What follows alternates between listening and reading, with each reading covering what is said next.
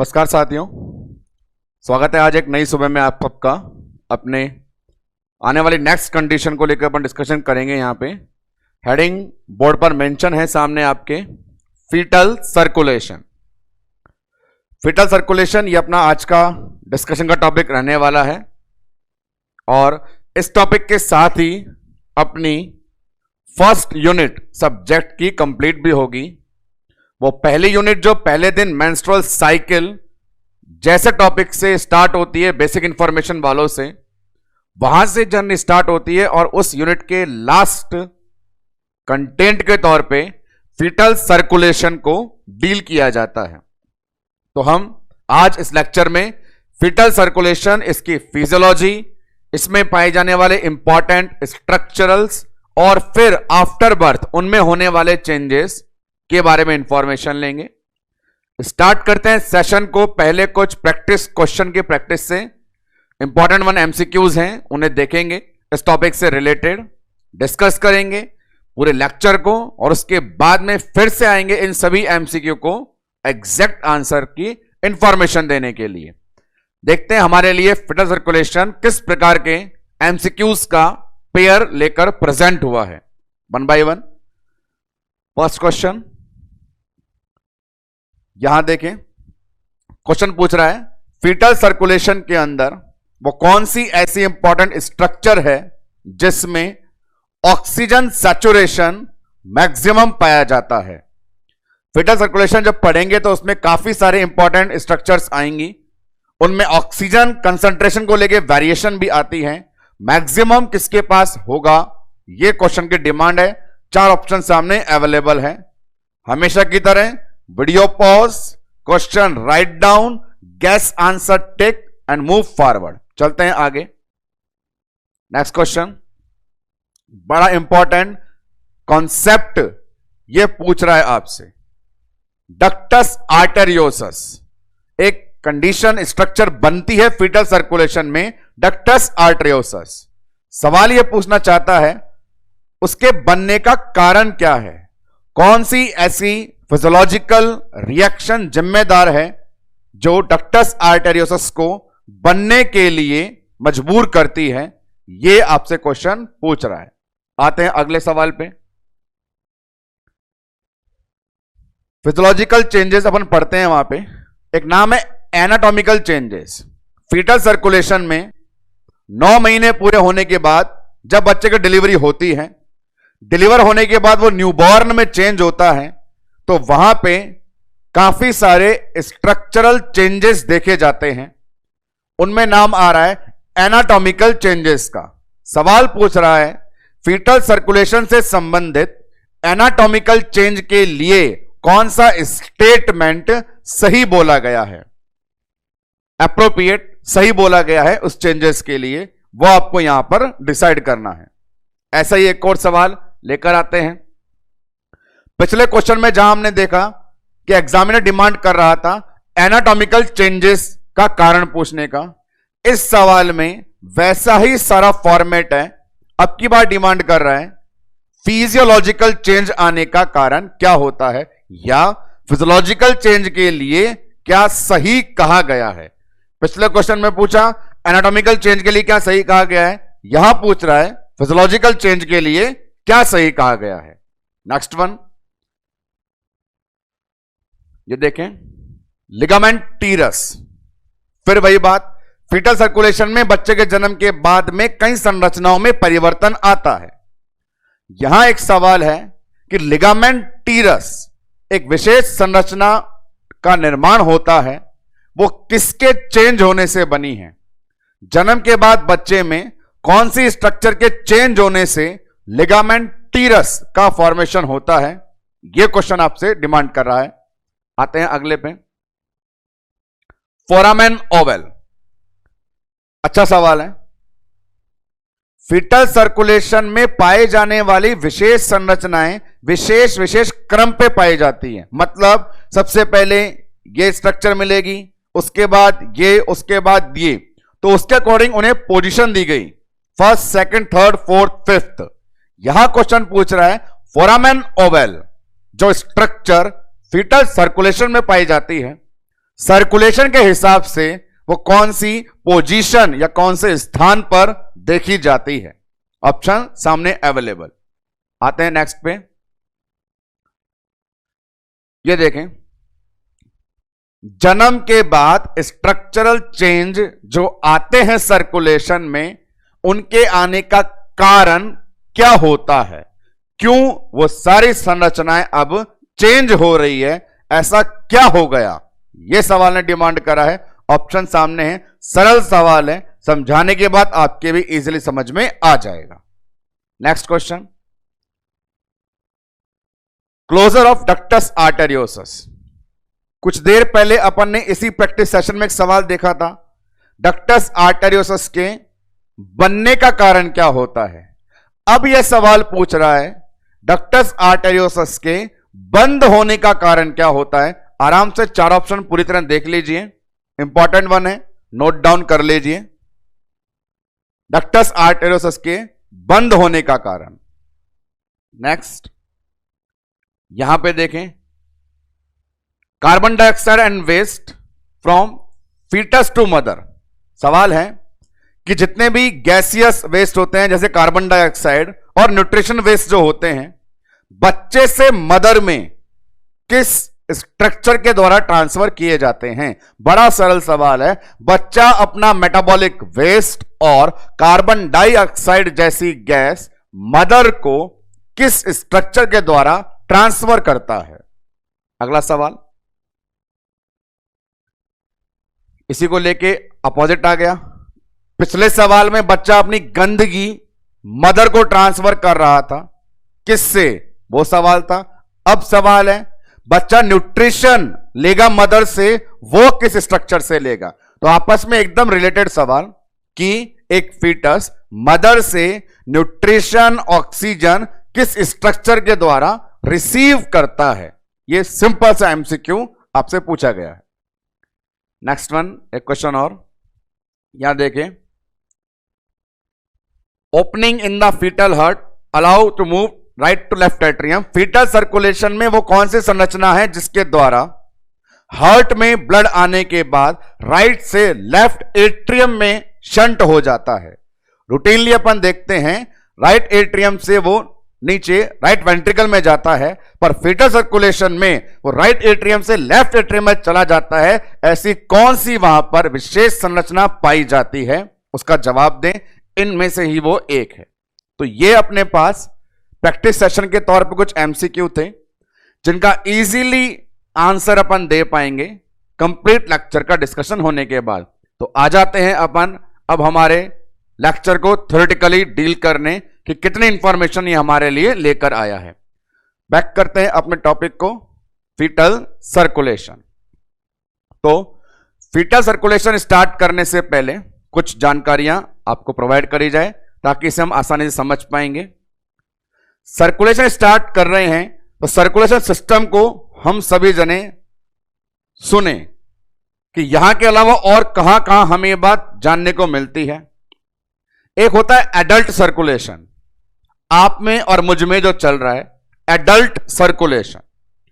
अब adult circulation के अंदर हमारी बॉडी में सर्कुलेटरी ऑर्गन कौन है? हार्ट है। हमारा हार्ट 4 चैम्बर हार्ट, ये पूरी बॉडी में ब्लड को पंप करता है आर्टरी और अयोटा के माध्यम से, और यही हार्ट पूरी बॉडी से ब्लड रिसीव करता है इंफीरियर सुपीरियर वेना केवा के माध्यम से। हार्ट में कितने चैम्बर होते हैं? 4 चैम्बर होते हैं, एट्रियम, वेंट्रिकल। और भी छोटे छोटे इंफॉर्मेशंस की हार्ट के अपन साइड डिवाइड कर दें, राइट साइड और लेफ्ट साइड। ये जनरल एनाटॉमी एडल्ट के बारे में डिस्कशन में अपन ले रहे हैं। हार्ट में यदि साइड बांट दे अपन राइट साइड और लेफ्ट साइड, और सवाल बनाएं कौन से साइड में ऑक्सीजनेटेड पोर्शन है और कौन से साइड में डीऑक्सीजनेटेड पोर्शन है, तो वहां पे हमें पता होता है कि राइट साइड में डीऑक्सीजनेटेड होता है क्योंकि वो बॉडी से रिसीव करता है, और लेफ्ट साइड में ऑक्सीजनेटेड होता है क्योंकि वो बॉडी को पंप करता है। एक सर्कुलेशन वो एडल्ट वाला, एक सर्कुलेशन वो जो हम अपने पिछले लेक्चर्स में पढ़ रहे थे प्लासेंटा वाले, प्लासेंटा का मदर के साथ यूट्रोप्लेसेंटल, प्लासेंटा का बच्चे के साथ फीटोप्लेसेंटल, वो सर्कुलेशन अलग। ये नाम बताए जाने इसलिए जरूरी हैं क्योंकि सर्कुलेशन चलते जब कॉम्पिटिटिव एग्जाम में एमसीक्यू आ जाए तो पता रहे पहले इजीली माइंड को कि सामने वाला सवाल कौन से सर्कुलेशन का है।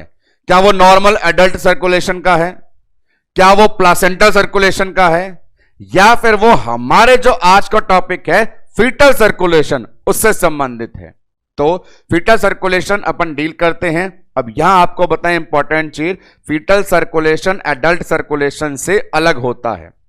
एडल्ट हैं हम जो बाहर आराम से ग्रोथ एंड डेवलप कर रहे हैं, फीटस है वो जो मदर की यूटेराइन कैविटी में 9 महीने के लिए अवेलेबल है।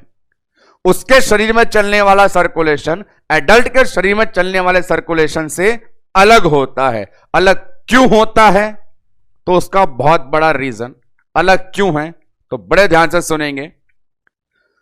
सर्कुलेशन का प्राइमरी पर्पस होता है पूरी बॉडी में ऑक्सीजनेटेड ब्लड को सर्कुलेट करना। सर्कुलेशन का पर्पस है पूरी बॉडी में ऑक्सीजनेटेड ब्लड को सर्कुलेट करना। हमारे शरीर में ऑक्सीजन देने के लिए, ब्लड को ऑक्सीजनेटेड करने के लिए इंपॉर्टेंट स्ट्रक्चर्स है लंग्स। लेकिन बात करें फीटस की तो एक वेल नोन कॉन्सेप्ट है कि फीटल लाइफ में लंग्स गैस एक्सचेंज नहीं करते हैं। फीटल लाइफ में लंग्स ऑक्सीजनेशन ऑफ ब्लड नहीं करते हैं। तो जब फीटस के शरीर में सर्कुलेशन चलेगा तो उस सर्कुलेशन में ऑक्सीजनेशन ब्लड की रिक्वायरमेंट होगी, तो लंग्स वहां पे नहीं देगा क्योंकि लंग्स काम नहीं करते हैं। और बच्चे में, फीटस में ये सारे काम कौन करता है? प्लासेंटा। याद होना चाहिए आपको, प्लासेंटा के फंक्शन में आपको बताया था प्लेसेंटा बहुत सारे सिस्टम के काम अकेला खुद करता था, इसलिए उसके नाम क्या कि जीबी लगाते थे। यही एक बड़ा कारण है कि फीटस लाइफ में ऑक्सीजन देने का सारा काम प्लासेंटा कर रहा है, लंग्स नहीं कर रहे हैं। एडल्ट की बात करें, हमारे पास कोई प्लासेंटा नहीं है, हमारे पास कौन है? लंग्स ये काम करते हैं। तो यही 2 पॉइंट इंपॉर्टेंट लैंडमार्क्स शामिल होते हैं हमारे सर्कुलेशन में। 2 बड़े डिफरेंस। नंबर 1 थिंग्स कि फीटस लाइफ में लंग्स कैसे होते हैं? इनएक्टिव होते हैं। इनएक्टिव का मतलब है गैस एक्सचेंज नहीं करते हैं, और ये सारे काम करने के लिए कौन पाया जाता है? प्लासेंटा पाया जाता है। ये 2 ऐसे पॉइंट हैं जिन्हें अपन बोल सकते हैं कि ये क्या कर रहे हैं? डिफरेंस क्रिएट कर रहे हैं। किस किस के बीच में? एक एडल्ट के बीच में और एक फीटस के बीच में। इंसानों में चलने वाला एडल्ट सर्कुलेशन, गर्भ में पल रहे बच्चे के शरीर में चलने वाला फीटल सर्कुलेशन, दोनों के अंदर है अंतर। अंतर सिर्फ इन 2 बात का कि हमारे पास लंग्स है, प्लासेंटा नहीं। बच्चे के पास प्लासेंटा है तो लंग्स नहीं। अब आगे फीटल सर्कुलेशन की कंप्लीट मैकेनिज्म को आसानी से समझा जा सकता है यदि हम उस पूरी मैकेनिज्म में आने वाले 5 इंपॉर्टेंट एलिमेंट्स या स्ट्रक्चर को पहले से जान लें। Fetal circulation is characterised by presence of 5 important structure. 5 विशेष संरचनाएं हैं जो केवल फीटल सर्कुलेशन में पाई जाती है। जैसे ही 9 महीने की प्रेगनेंसी पूरी होगी और एक बच्चे का जन्म हो जाएगा, जन्म होते ही जब बच्चे का फेफड़ा काम करेगा और प्लासेंटा अलग हो जाएगा, तो ये 5 संरचनाएं भी खत्म हो जाएंगी। 5 संरचनाओं का भविष्य है जब तक बच्चा गर्भ के अंदर है। ये 5 कौन कौन है? इन 5 के नाम हैं umbilical artery, umbilical vein, ductus arteriosus, ductus venosus और फोरामेन ओवल। इन 5 के नाम जानना बहुत जरूरी है, इनकी लोकेशन जानना जरूरी है, इनके फंक्शन और ये मैकेनिज्म में कहां पाए जाते हैं। तो सबसे पहले अपन इन पांचों कर्मचारियों को मैदान में उतारते हैं, इनके नाम लिख के 1 बाय 1। मैंने कहा सबसे पहले नाम ले लें अपन एक स्ट्रक्चर अम्बलाइकल आर्टरी, आपको बता दिया गया है संख्या में ये 2 होती हैं। इसी से रिलेटेड एक और सेगमेंट ले लें, अम्बलाइकल आर्टरी है तो दूसरा नाम आ गया अम्बलाइकल वेन। बात करें अगले तीसरे के, पूरे 5 करने हैं अपने को। डक्टस, अब आर्टरी वाला लेना है तो पहले आर्टेरियोसस बोल देते हैं, आफ्टर दैट एक और डक्टस, तो वहां पे नाम आ गया विनोसस। लास्ट वन अपने पास एक और 5 नंबर के स्ट्रक्चर फोरामेन ओवल। तो पूरे फीटल सर्कुलेशन के अंदर हमारे पास लगातार जिन 5 के बारे में डिस्कशन चलेगा वो सामने आपके बोर्ड पर मैंने लिख दिया है। फीटल सर्कुलेशन में ये 5 चीजें पाई जाती हैं। जैसे ही फीटस बर्थ के बाद न्यूनेट में चेंज हो जाता है तो ये स्ट्रक्चर सारी चेंज भी हो जाती हैं। इन 5 को आपने एक्सप्लेन करना है। सबसे पहले हम इन 5 का मतलब पता करें, वो जरूरी है।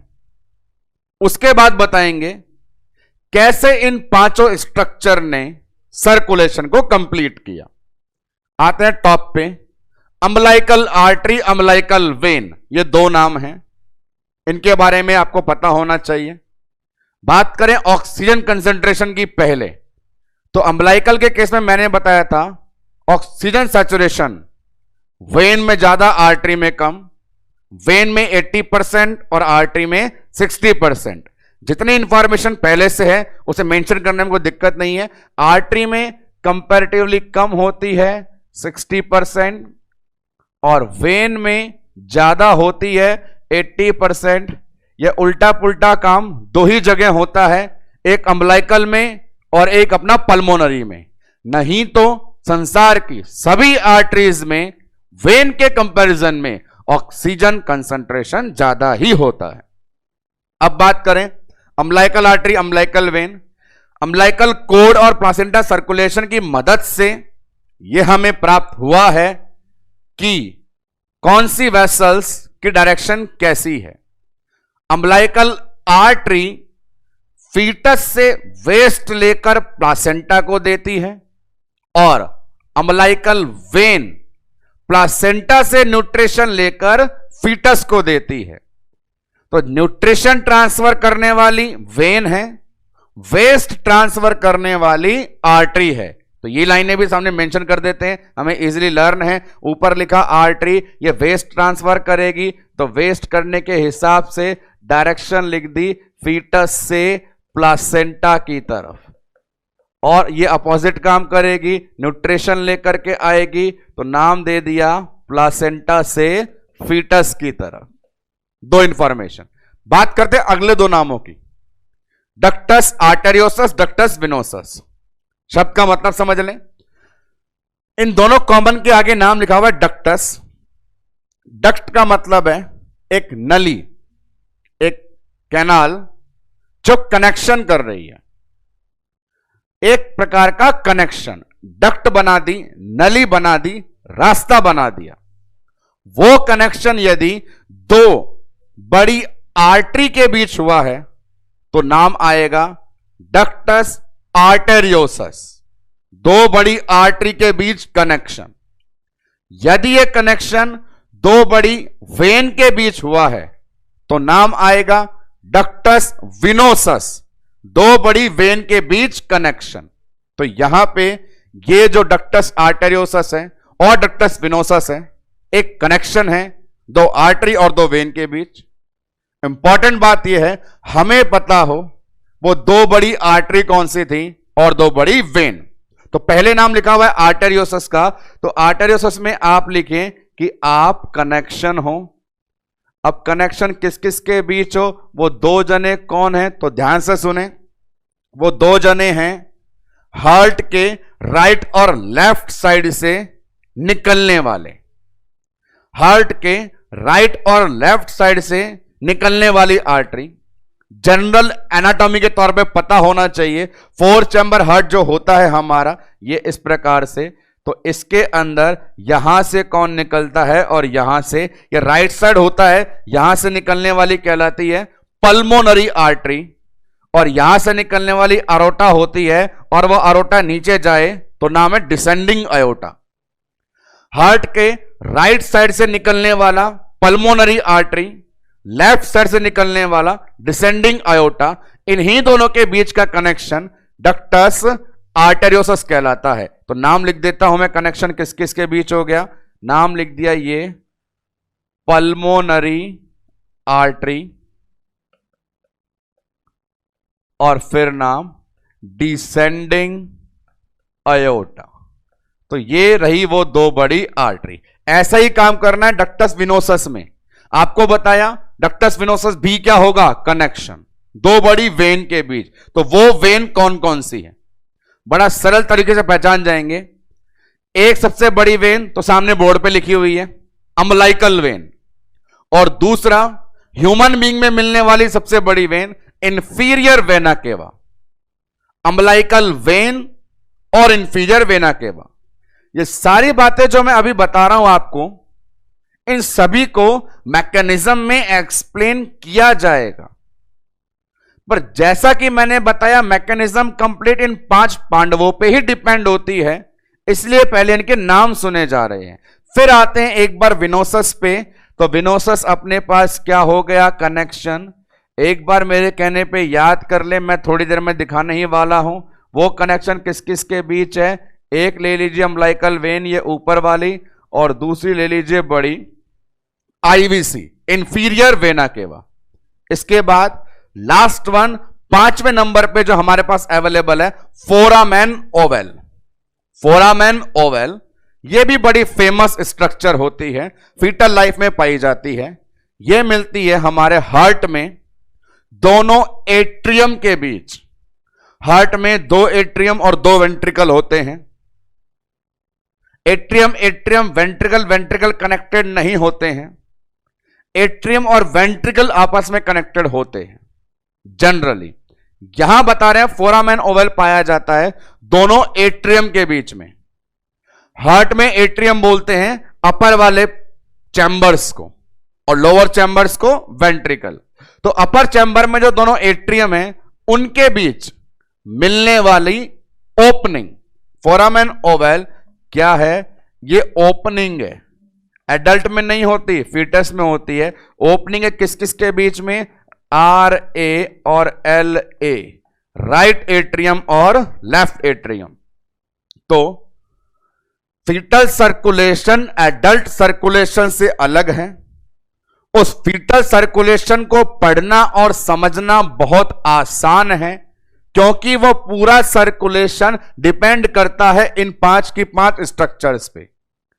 इन 5 स्ट्रक्चर्स को सर्कुलेशन में अपने को अरेंज करना है, और जैसे ही सारे अरेंज हो जाएंगे आप खुद देखेंगे सर्कुलेशन ऑटोमेटिकली कंप्लीट हो जाएगा। ये 5 कौन कौन है, umbilical artery, umbilical vein, ductus arteriosus, ductus venosus, foramen Oval.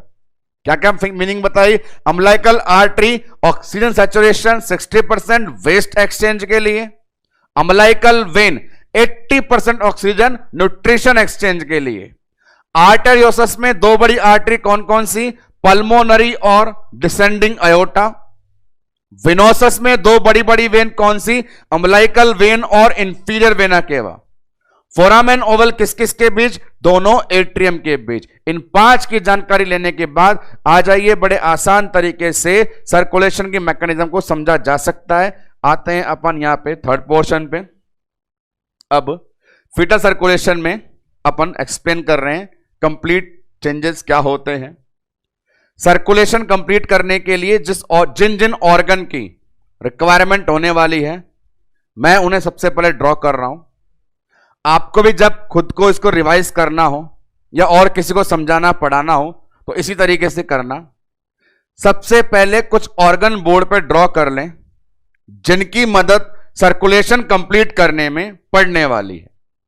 आते हैं, जैसे बात करते हैं, सबसे पहले ड्रॉ कर लें अपन प्लेसेंटा को एक स्ट्रक्चर बना दें कॉपी के साइड में और नाम लिख दें कि वो प्लेसेंटा है। प्लेसेंटा यूट्रस की वाल पे अटैच है। अब फीटस के शरीर के बारे में बताना शुरू करें। फीटस के शरीर में आप लोग बना दें कि चलो सेंटर में मैं बना देता हूं अम्बलाइकस, ये बच्चे का अम्बलाइकस बना दिया।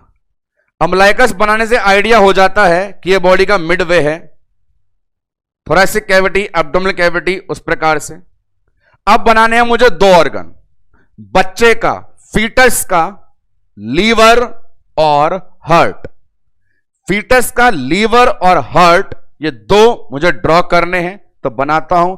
चलिए मैं पहले लीवर पे आ गया, तो लीवर ड्रॉ करने के लिए यहां मदद ले ली। एग्जाम्पल के लिए यहां पे फीटल लीवर को ड्रॉ किया गया, ये लिख दिया एल, लीवर। और फिर आते हैं अपन बच्चे के हार्ट को बनाने में। हार्ट बड़ा सिंपल बना है, 4 चैम्बर की तरह इजीली। तो हार्ट अपना लेफ्ट साइड में होता है, तो यहां पे 4 चैम्बर हार्ट, ये हार्ट फीटस का है, उसे ड्रॉ कर सकते हैं एट्रियम और वेंट्रिकल के तौर पे। जैसा मैंने बताया फीटल सर्कुलेशन में फोरामेन ओवल मिलेगा, तो मैंने थोड़ी जगह खाली छोड़ दी फोरामेन ओवल के लिए। तो सिर्फ बोर्ड पे इतनी सी इंफॉर्मेशन है। अब यहां पर भी एक बाउंड्री खींच दें कि प्लेसेंटा से अलग और बाहर की दुनिया, तो इस लाइन के इधर प्लासेंटा है और उधर पूरे फीटस की बॉडी है। फीटस के बॉडी में सिर्फ 2-3 स्ट्रक्चर जो काम में आने वाली है वही मैंने ड्रॉ करी है, लीवर बच्चे का, बच्चे की अम्बलाइकस और बच्चे का हार्ट। अब क्यों ना बच्चे के हार्ट में और कुछ बातें बता दें जो अपने को पता होती है। वो क्या? हार्ट के राइट साइड से निकलने वाली वेसल और हार्ट के लेफ्ट साइड से निकलने वाली वेसल्स बना दीजिए। तो राइट साइड से पल्मोनरी आर्टरी और लेफ्ट साइड से अरोटा, और वो अरोटा नीचे जाए तो डिसेंडिंग अयोटा। ड्रॉ कर देता हूं इन दोनों को, इंपॉर्टेंट वन है ही, काम पढ़ने ही वाला है अपना। तो देखते हैं, यहां से मैंने बना दिया अयोटा आर्टरी और ये डिसेंडिंग अयोटा। पल्मोनरी आर्टरी और डिसेंडिंग अयोटा दो नाम लिख दिए हैं, इनके नाम भी लिख देता हूं ताकि हमें इजीली लर्न भी रहे। यहां मेंशन करता हूं पल्मोनरी आर्टरी। सर्कुलेशन एक्सप्लेन करने से पहले जरूरी पड़ने वाली सभी स्ट्रक्चर, डिसेंडिंग अयोटा। अब इतना बना दिया तो ये भी बता दीजिए ये आगे जाते कहां हैं। नॉर्मली पल्मोनरी आर्टरी कहां जाती है? आगे लंग्स में ऑक्सीजनेटेड होने के लिए, और डिसेंडिंग अयोटा में जितना भी ब्लड है वो जाता है नीचे पूरा बॉडी में सर्कुलेट होने के लिए। तो वैसे ही अपन ड्रॉ कर लेते हैं कि ये नीचे आगे जाने कहां वाले हैं। तो जहां ये नीचे जाने वाले हैं उन्हें देख लेते हैं। यहां पे बोल सकते हैं कि आप जाएंगे लंग्स में, और इधर बोल दो आप जाएंगे बॉडी में। इनके अंदर लिख दीजिए जो अपन बातें कर रहे हैं यहां पे उस प्रकार की। इसे बोल दिया ये है बच्चे के लंग्स, और इसे ड्रॉ कर दिया ये है बच्चे की बॉडी। तो फीटल सर्कुलेशन को इजिली अंडरस्टैंड करने के लिए, खुद ड्रॉ करने के लिए और किसी को पढ़ाने के लिए आप भी इसी प्रकार की कलाकारी करें। अब इस पूरे डायग्राम में सिर्फ इंट्रोड्यूस कर देता हूं बच्चे के शरीर में ही मिलने वाली major when, superior vena cava और इंफीरियर वेना केवा। तो बात करते हैं इन वेसल्स की, तो ले लेते हैं इस डायग्राम को कि हमारे पास इंफीरियर वेना केवा सबसे बड़ी होती है, ऐसा नीचे करके घूमती हुई आती है और जाकर के नॉर्मली ओपन हो जाती है राइट एट्रियम में। ये नीचे से ऊपर आ रही है, इंफीरियर वेना केवा है।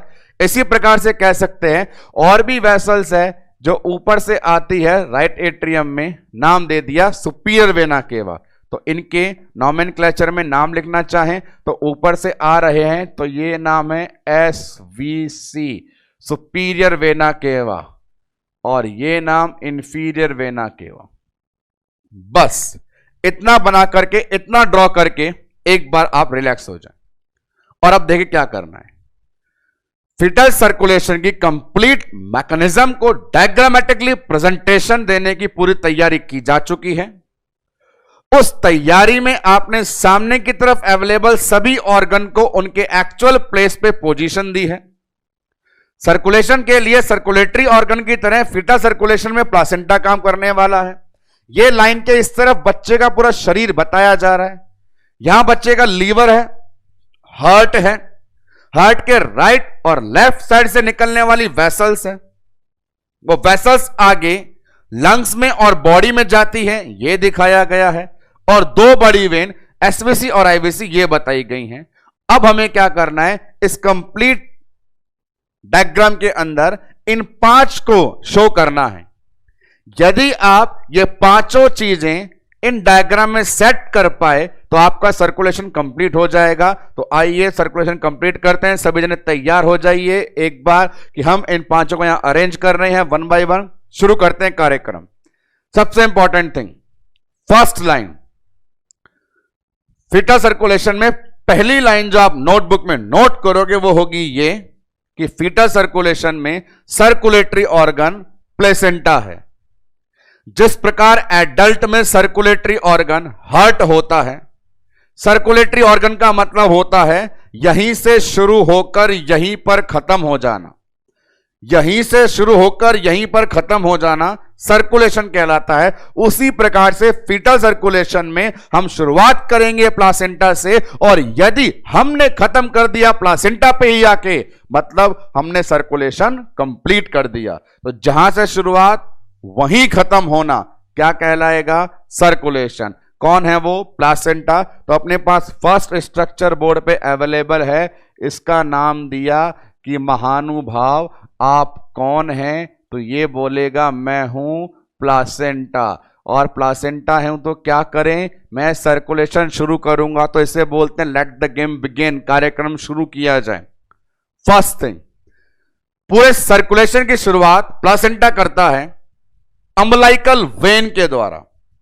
आ गया आपका 5 में से पहला हथियार। फीटल सर्कुलेशन को प्लासेंटा शुरू कर रहा है अम्बलाइकल वेन के द्वारा। जैसा बताया गया, अम्बलाइकल वेन प्लासेंटा से न्यूट्रिएंट को लेकर के जाती है फीटस में। कहां जा रही है, फीटस में। तो यहां अपन निकालते हैं एक वेसल, नाम होगा उसका अम्बलाइकल वेन, निकलेगी प्लासेंटा से और डायरेक्शन किस तरफ जाएगी, बच्चे में। एक बहुत अच्छी बात है, अम्बलाइकल वेसल्स को अम्बलाइकल वेसल्स इसलिए बोलते हैं क्योंकि वो अम्बलाइकल से ही ओरिजिनेट होती है। कल को कान से निकलती तो कान वेसल्स बोल देता मैं, आंख से निकलती तो आई वेसल, यहां से निकलती तो नोज वेसल, और अम्बलाइकस से निकल रही है तो अम्बलाइकल वेसल। तो चलिए यहां से जर्नी शुरू होती है। हमारा पहला इंसान मैदान में उतर रहा है, नाम उसका अम्बलाइकल वेन है। ये देखिए निकली निकली निकली निकली निकली, जाके बताओ कहां जाएगी, कहां जाएगी, कहां जाएगी, कहां जाएगी, ये जाएगी अम्बलाइकस पे। अम्बलाइकस पे क्यों जाएगी, नाम ही आपने ये रखा है umbilical when. Umbilical when, arrow की डायरेक्शन मैं इस पे लगाऊं तो वो मुझे बताएगी कि ये जा रही है या आ रही है।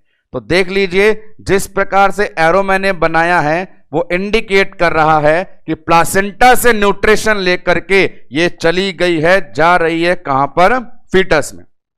नंबर 1 थिंग, तो जैसे जैसे नाम आते जाएं अपन बताते जाएं। ये सबसे पहले आया है तो आप इसका नाम दे दो नंबर 1। जैसे नंबर 5 आ जाएंगे सर्कुलेशन पूरा हो जाएगा, तुरंत जाकर के बोल दो सर्कुलेशन में नंबर 1 पे ये आया था, तो नंबर 1 किसको देंगे, अम्बलाइकल वेन को। अब बढ़ो आगे, अम्बलाइकल वेन कहां से निकली, प्लासेंटा से। अम्बलाइकल वेन फीटस में कहां गई, फीटस के अम्बलाइकस में। अम्बलाइकल वेन वेस्ट लेकर जा रही है या न्यूट्रिशन लेके, न्यूट्रिशन लेके कहां चली गई, अम्बलाइकस में। चलो अब आगे क्या होता है जानने के लिए देखते रहिए। ये अम्बलाइकल वेन बड़ी खुश है। आप भी हो जाइए प्लीज। ये अम्बिलिकल वेन बड़ी खुश है, बड़ी एनर्जेटिक है, जोश से भरी है, उमंग से भरी है, तरंग से भरी है। क्यों? बोल रही है मेरे अंदर बहुत सारा न्यूट्रिशन है और मैं जा रही हूं ये न्यूट्रिशन देने बच्चे को। अब इससे बोलेंगे कहां दे के आएगी? वो तो तू अम्बिलिकस पे यहां पे देगी? नहीं, अम्बिलिकल वेन को प्लासेंटा ने समझा के भेजा है कि जा बच्ची जा, एक ऐसी जगह न्यूट्रिशन देके आ जिससे न्यूट्रिशन पूरी बॉडी में ट्रांसफर हो जाए। अम्बिलिकल वेन को मैसेज दिया, बच्चे में ऐसी जगह जा जहां से न्यूट्रिशन पूरी बॉडी में सर्कुलेट हो जाए, ट्रांसफर हो जाए। तो पूरे शरीर में न्यूट्रिशन ट्रांसफर करना, सर्कुलेट करने का काम करता है सर्कुलेटरी सिस्टम। तो अम्बिलिकल वेन से भी पूछेंगे अरे कहां जा रही है? भागी भागी अपने अंदर सामान को भर के वो बोलेगी मैं जा रही हूं बस। कहां? सर्कुलेटरी ऑर्गन के पास। ठीक है, जा।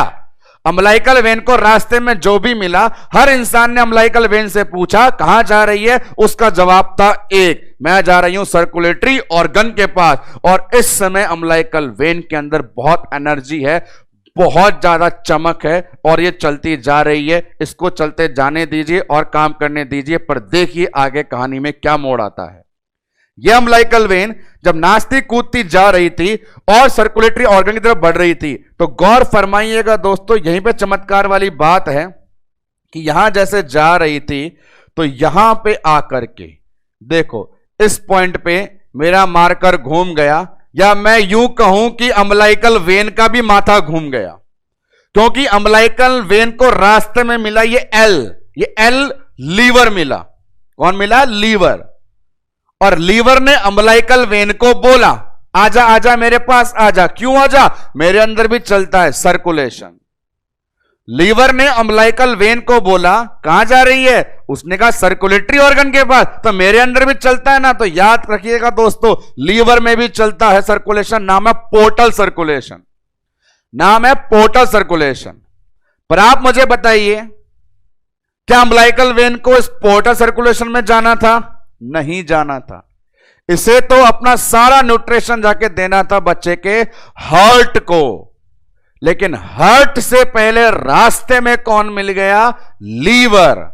और रास्ते में मिलने वाले सारे ऐसे के ऐसे जो मिल जाते हैं हमें भी, ये हमें हमारी मंजिल तक पहुंचने में बड़ी दिक्कत करते हैं।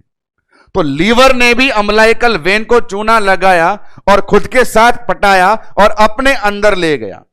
ये वो जगह हैं जहां पे अम्बिलिकल वेन डाइवर्ट हो जाती है। लक्ष्य से भटकना डाइवर्जन ही कहलाता है। लक्ष्य क्या था आपका? हार्ट था। डाइवर्ट कहां पे हो रहे हो? लीवर में। जब ऐसा डाइवर्जन होता है तो फीटल सर्कुलेशन में इस स्थान को कहा जाता है बाइफर्केशन। कहा जाता है बाइफर्केशन। रास्ता भटक जाना, दो रास्ते हो जाना। एक रास्ता जो होना चाहिए था, एक रास्ता जो आपने चुन लिया, बाइफर्केशन हो जाता है। उस बाइफर्केशन को मैं ड्रॉ कर देता हूं किस प्रकार से। वो बाइफर्केशन ये चीज को बताता है इस प्रकार से। ये देखिए, ये वाई शेप स्ट्रक्चर एक बाइफर्केशन बताती है और ये अपने आप में एक बहुत बड़ा इंडिकेटर है। हम यहां पे लिख देते हैं इसका नाम। ये लीजिए दोस्तों, मैंने मेंशन कर दिया बाइफर्केशन। बाई का मतलब दो, दो क्या हो गए? रास्ते। ओरिजिनल रास्ता क्या होना चाहिए था? हार्ट वाला। फर्जी रास्ता कौन सा चुन रहे हैं? लीवर वाला। आखिर अम्बिलिकल वेन लीवर के अंदर क्यों गई? क्योंकि लीवर ने उल्लू बनाया कि मेरे अंदर सर्कुलेशन चलता है। तो जैसे ही अम्बिलिकल वेन अपना ऑक्सीजनेटेड न्यूट्रिएंट भरा ब्लड लीवर के अंदर जाती है, उसके अंदर घूम के आती है, तो अंदर जाने के बाद ही पता चलता है मैं तो गलत रास्ते पर आ गई, हो गया कांड, हो गई प्रॉब्लम। पता चल जाता है कि ये हार्ट नहीं है, जहां जाना था ये वहां नहीं है, तो अब वो वहां से बाहर निकलेगी। तो एक रास्ता अंदर जाने के लिए है और एक फिर वहां से बाहर आने के लिए है। तो ये हुआ अम्बिलिकल वेन के साथ। तो अभी तक अम्बिलिकल वेन के साथ क्या क्या होता जा रहा है आप लोग सब जने बोर्ड पर रिप्रेजेंटेशन में देखते आ रहे हैं। निकली थी प्लासेंटा से जोश भर के बच्चे में न्यूट्रिशन को सर्कुलेट करवाने। अम्बिलिकस पे आकर के ऊंची उड़ान भरी थी कि हार्ट के 4 चैम्बर में जाकर के ही न्यूट्रिशन दूंगी। रास्ते में मिल गया नालायक लीवर, ले गया अपने साथ लपेटे में, करवा दिया कांड, और उसके बाद पता चला ये थी नहीं सही जगह, तो अब निकल रही है वहां से बाहर।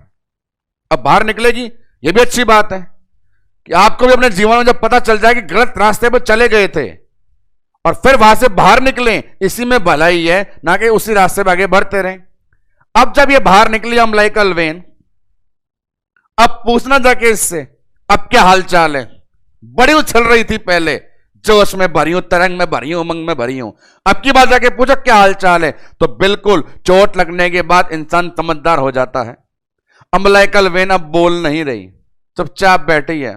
पता है ना क्या हुआ उसके साथ में, गई थी कमरे में कोने में साइड में, बिल्कुल ऐसे आ गई। अब क्या होगा, अम्बिलिकल वेन ऐसी है, तो जब ऐसी चीज होती है, गलती से सीख मिलती है, तो सीख जब इंसान को मिल जाती है तो संभालने के लिए फिर ऊपर वाला साथ देना शुरू करता है। और साथ देने के क्रम में देखिए, ये हरी भरी लहराती इटलाती बल खाती, नाम है इसका इंफीरियर वेना केवा। बहुत बड़ी वेन, इंफीरियर वेना केवा, इतनी बड़ी वेन, IVC, इंफीरियर वेन, और ये अम्बिलिकल वेन, रिश्ते में तो ये दोनों बहनें लगती है।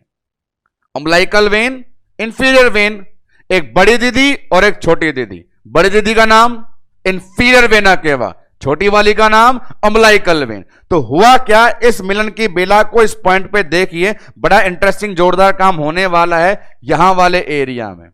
क्या हो रहा है, यहां पे बड़ी सिस्टर छोटी सिस्टर के हालचाल पूछ रही है। बड़ी को एक्सपीरियंस से वो बताएगी, यहां पर देखो कैसे। तो जब इंफीरियर वेना केवा अम्बिलिकल वेन के पास से गुजर रही थी, तो उसने देखा रिश्ते में लगने वाली मेरी छोटी बहन बड़ी उदास पड़ी हुई घूम रही है। तो उसने पूछ लिया कि तेरे साथ क्या हुआ। तो वैसे तो अम्बिलिकल वेन का मूड नहीं था कुछ बताने का, पर देखा जब अपना रिश्तेदार जा रहा है और रिश्ते में बड़ा भी है, तो सारी कहानी बता दी कि ऐसे ऐसे हुआ था, ऐसे ऐसे आए थे, ऐसे ऐसे चली गई थी, वहां पे ऐसा ऐसा हो गया, और बस कुछ नहीं बचा। तो अब क्या होगा, इंफीरियर वेना केवा बोलेगी, भगवान ने बड़े लोगों को बनाया इसलिए होता है, घबराए मत, कहां जाना था तुझे, तेरा मटेरियल कहां देना था तुझे, तो बोलेगी देना तो हार्ट में था। IVC बोलेगी इतनी सी बात क्यों है घबराती लाली, मेरा तो रोज का काम है ये, मैं इंफीरियर वेना केवा हूं, 1 मिनट में 72 बार जाती हूं हार्ट के राइट एट्रियम में, तो मुझ पे ट्रस्ट कर और अपना सारा मटेरियल मुझको ट्रांसफर कर दे। और यहां पर इन दोनों बहनों का जो संगठन हुआ है, छोटी वेन का बड़ी वेन से, इन दोनों वेन का संगठन कहलाता है आपका आइटम नंबर 2, नाम देंगे डक्टस विनोसस।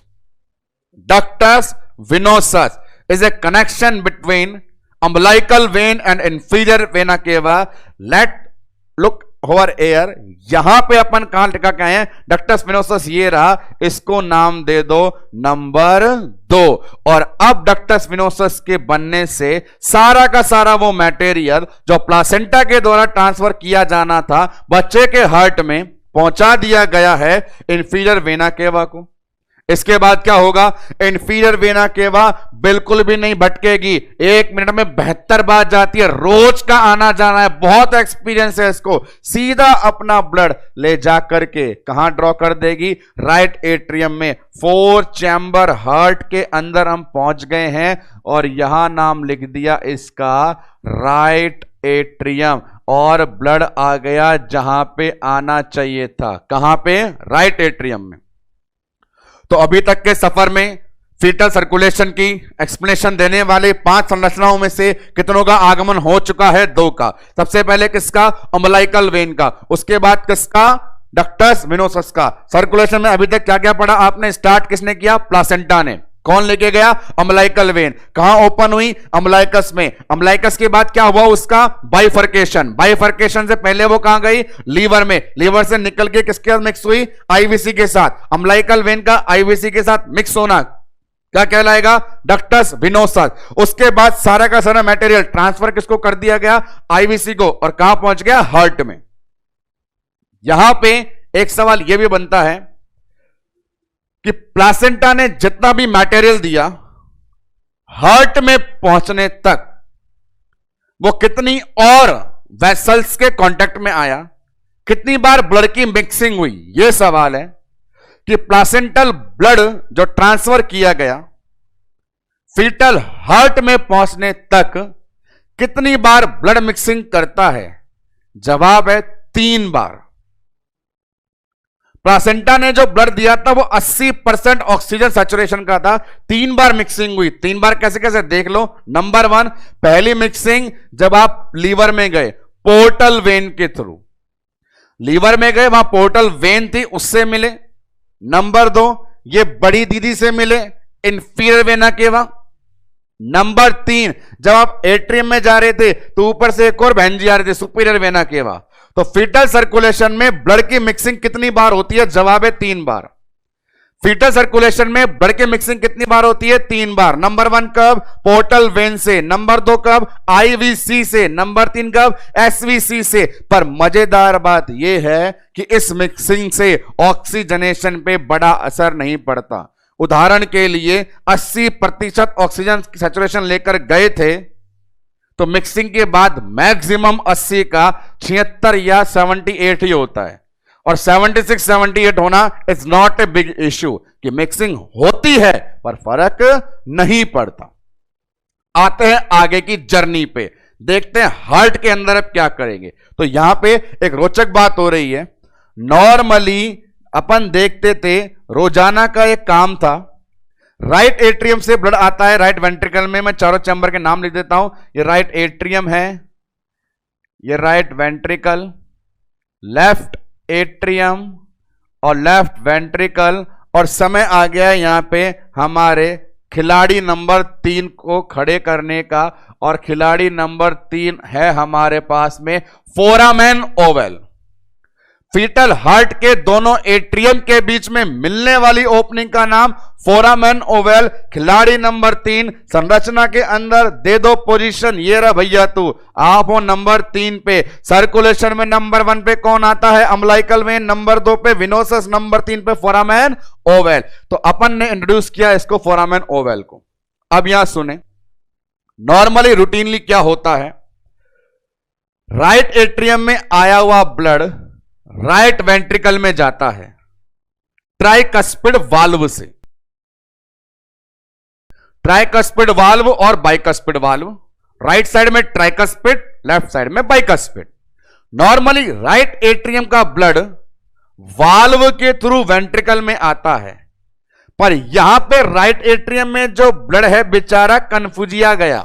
वो इसलिए कन्फ्यूजिया गया कि नॉर्मली में जैसे मैं जाता हूं वैसे जाऊं, या पड़ोस में इतना बड़ा ये खाता खुल गया यहां जाऊं तो कहां जाऊं? तो मैं बताता हूं कहां जाऊं, सुनिए तो सही। नीचे जाओगे तो वाल्व खोलने पड़ेंगे, बाजू में जाओगे तो खुला खुलाया पहले से पड़ा है। कहां जाना आसान है, हिंट से समझ जाइए। एक रास्ता ऐसा है जो ऑलरेडी ओपन है, फोरामेन छेद है। एक रास्ता ऐसा है जिसे खोलना पड़ेगा क्योंकि वाल्व खुलते हैं प्रेशर मैकेनिज्म से। जब तक प्रेशर पड़ेगा नहीं तब तक वाल्व खुलेगा नहीं। तो इसीलिए 2 रास्ते। वैसे फेमस फिल्म भी है राजेश खन्ना की, मर गए बेचारे अभी कुछ दिन पहले, पर अभी याद रखें आप लोग कि यहां राइट एट्रियम के ब्लड के 2 रास्ते हैं। खुला रास्ता फोरामेन, खोलने वाला रास्ता वेंट्रिकल।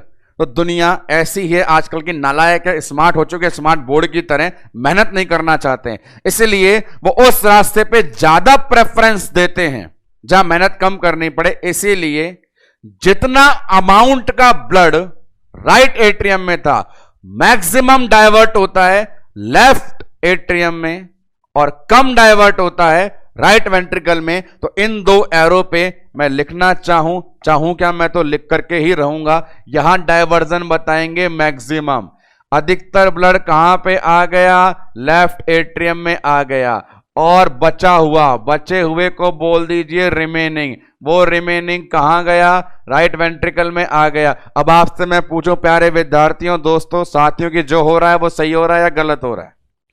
जो यहां पर हो रहा है वो सही हो रहा है या गलत हो रहा है? तो तुक्के नहीं लगाने बैठ करके, बड़ा दिमाग लगाना है, ये बिल्कुल सही हो रहा है।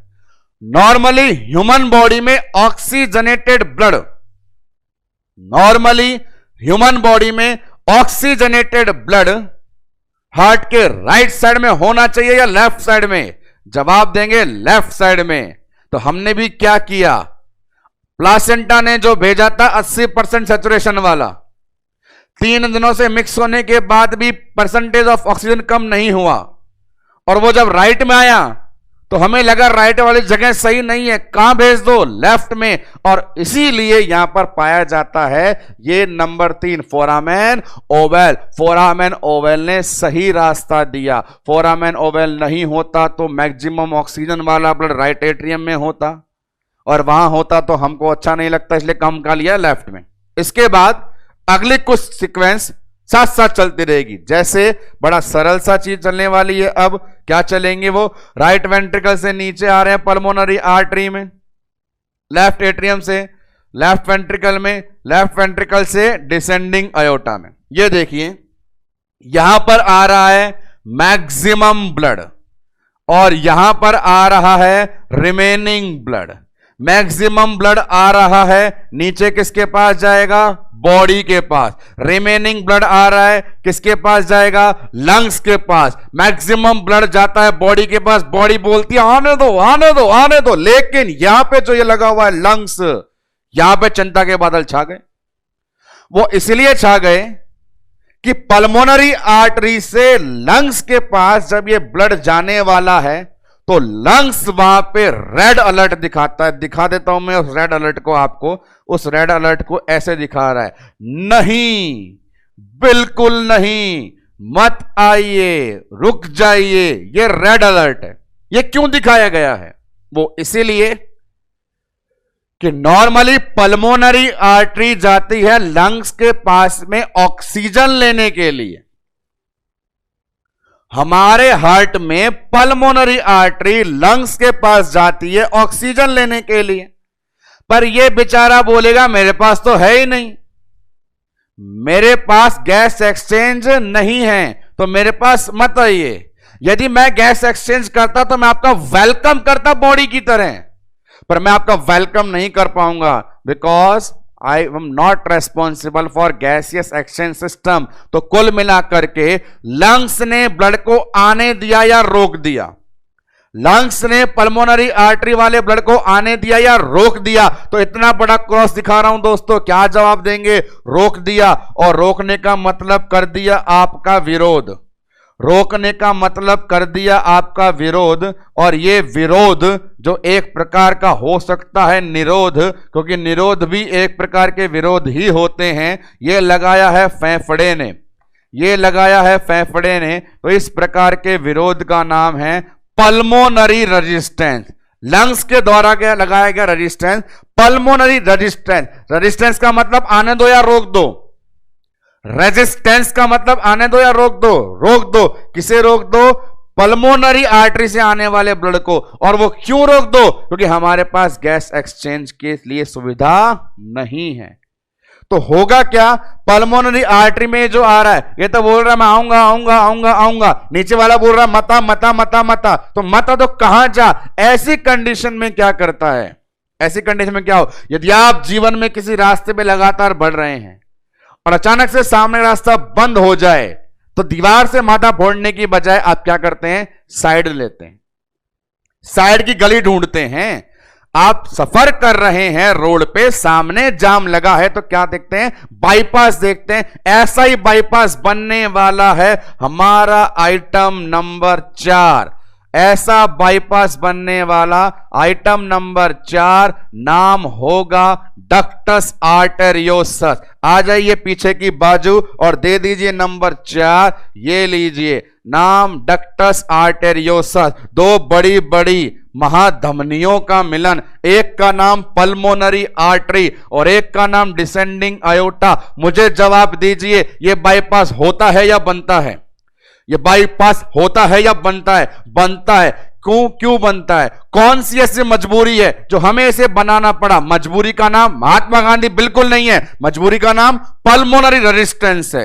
लंग्स ने आने से रोक दिया, इसलिए पल्मोनरी आर्टरी ने बाईपास ढूंढ लिया। और बाईपास का फायदा क्या हुआ? बाईपास का फायदा यह हुआ मेरे भाई लोग कि बचा हुआ ब्लड भी ठिकाने लग गया और सारा का सारा जहां पहुंचना चाहिए था वहां पहुंच गया। बच्चे के शरीर की आत्मा बोलेगी आहा मजा आ गया, काम पूरा हो गया। सारा ठिकाने वाला ब्लड जो प्लासेंटा से निकला था अल्टीमेटली कहां पहुंच गया है? पूरा बच्चे की बॉडी में। कितने कलाकार आ चुके हैं? 4। क्यों ना देख लिया जाए एक बार क्या क्या हुआ इसके साथ अत्याचार। नंबर 1, शुरुआत किसने करी? प्लासेंटा से। कौन निकला? Umbilical when. किसमें घुसी? अम्बलाइकस में। उसके बाद क्या हुआ?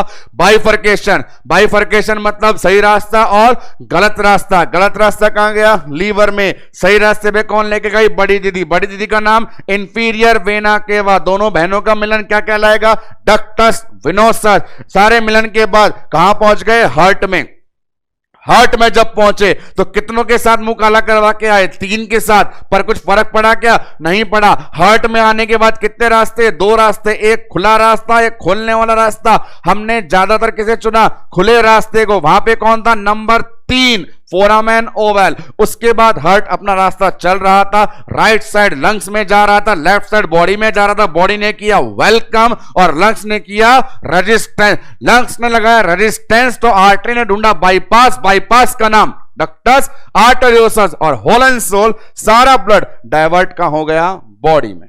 अब बॉडी में, फिटल बॉडी में ब्लड सर्कुलेट होता है। उसके बाद में सर्कुलेशन का एंड करने के लिए बताया जाता है बच्चे की बॉडी में घूम फिर के आते हैं एक बार फिर अपन अम्बलाइकस के लेवल पे।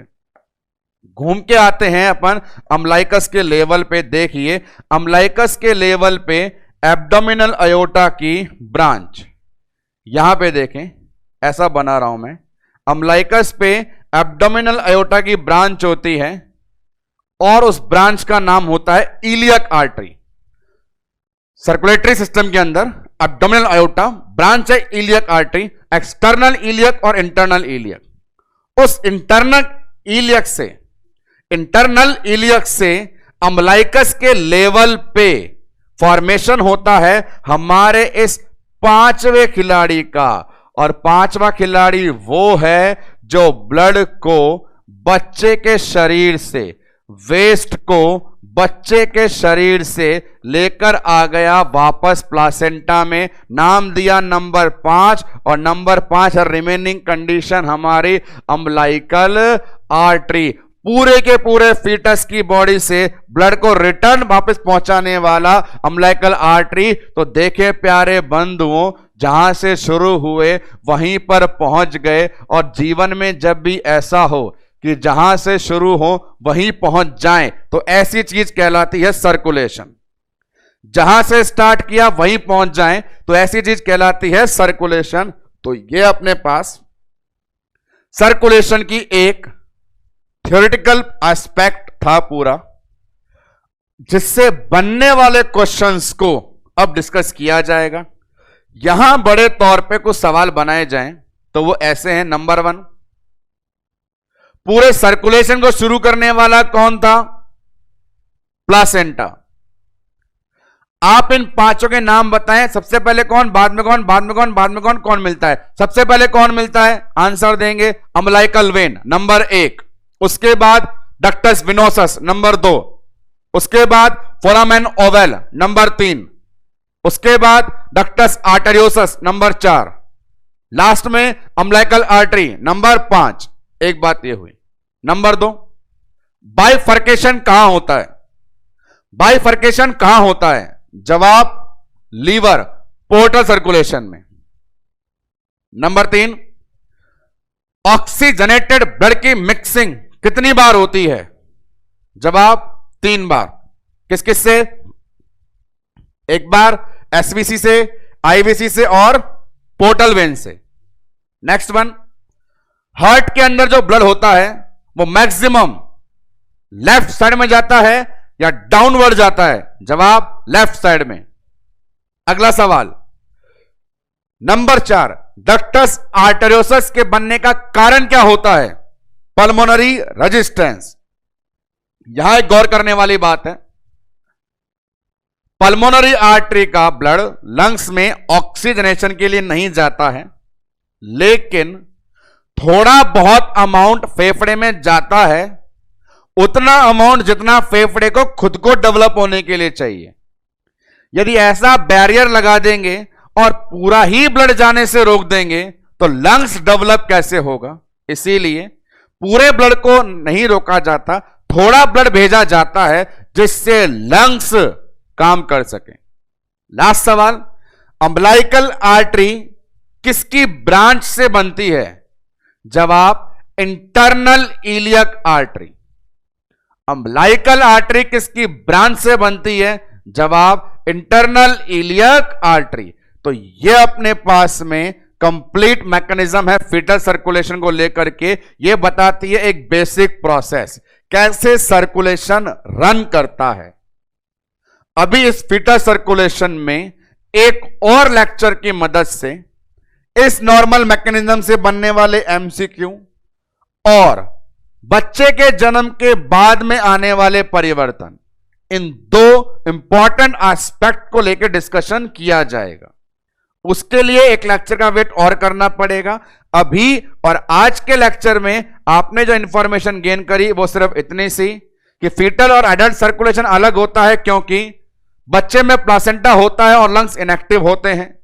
पूरे सर्कुलेशन को कैरेक्टराइज करना है इन 5 कलाकारों के नाम से, और इन 5 को अरेंज करने से बनती है जो मैकेनिज्म, वो होता है सर्कुलेशन। बड़े आराम से चैप्टर को रिवाइज करते रहें और अगले लेक्चर के लिए तैयार रहिए, क्योंकि अगला लेक्चर भी इन्हीं के अंदर से बनने वाले एमसीक्यू पे डिपेंड करेगा और रन करेगा। तो एकदम अभी तक जो पढ़ाई बातें सब दिमाग में, और पूरा इंतजार बरकरार रखें कैसे इनसे एमसीक्यू अराइज होंगे और जन्म लेते ही इनमें क्या चेंज आएगा और क्यों चेंज आएगा अगले लेक्चर में। अभी और आज के लिए इतना ही। धन्यवाद।